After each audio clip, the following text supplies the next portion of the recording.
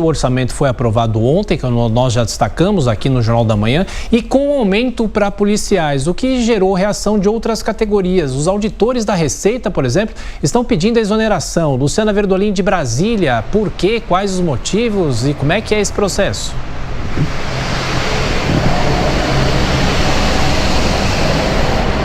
Olha, Tiago, cerca de 20 cargos em chefia, 5 auditores fiscais, funcionários da Receita Federal já estão pedindo aí desligamento de cargos de chefia.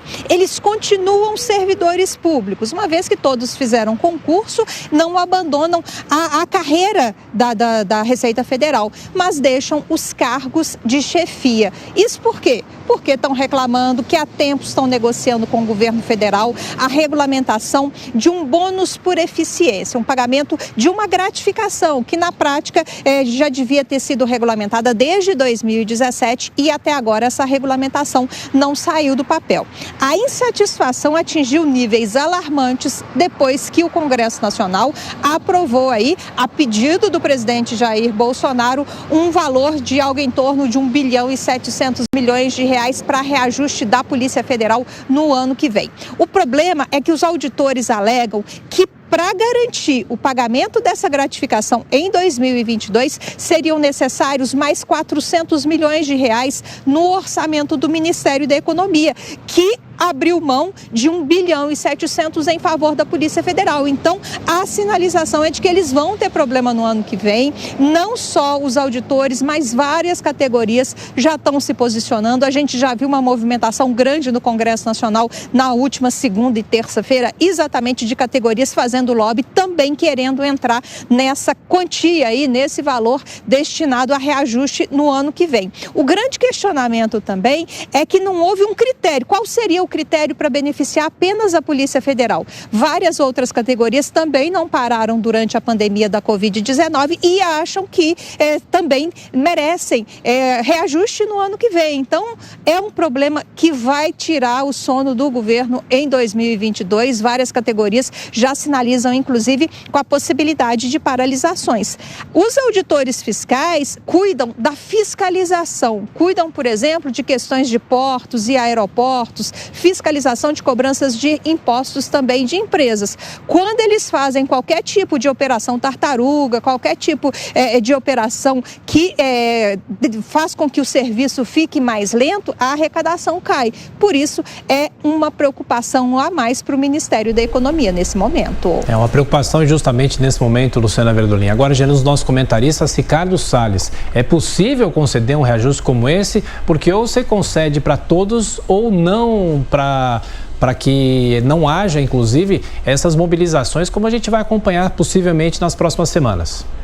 Pois é, bem na verdade é que a classe de servidores públicos no Brasil ganham, na média, muito acima, mas muito acima do que ganham os funcionários do setor privado brasileiro. Ainda que eles possam dizer que não tiveram aumento no período mais recente, a verdade é que os outros, do setor privado, não tiveram nem salário. Muitos estão perdendo o emprego. Então, esse é um momento em que todos devem fazer sacrifícios. Sobretudo, acredito eu, essa classe de trabalhadores, que são os servidores públicos, de todas as carreiras, em todos os poderes, ou seja, executivo, judiciário e legislativo. Todos devem fazer o sacrifício. Diante de uma crise como essa, com tanta gente perdendo emprego, falindo seus negócios, perdendo 100% da sua receita e passando necessidade, o servidor público que só não teve o aumento, não tem o que reclamar. E há muito descontentamento, Amanda Klein, de servidores. O problema são as disparidades entre os servidores. Por exemplo, os auditores da Receita tinham combinado um compromisso do Ministério da Economia de regulamentar ou finalmente receber a regulamentação aí desse bônus de eficiência. Por quê? Porque eles são responsáveis por sucessivos recordes de arrecadação.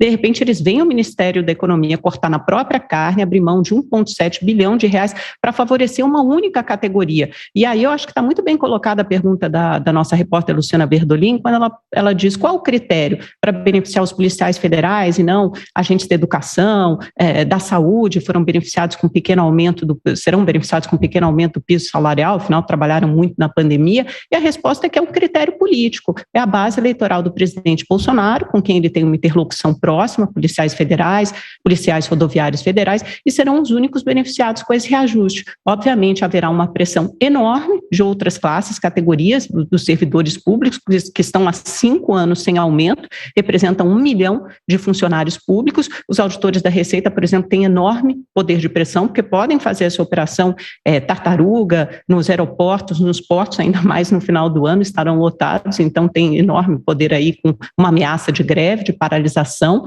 e outras categorias, os servidores do Banco Central, por exemplo, já se pronunciaram ontem por meio do sindicato, dizendo, olha, o salário inicial de um policial federal será maior do que o salário final na carreira de um servidor do Banco Central.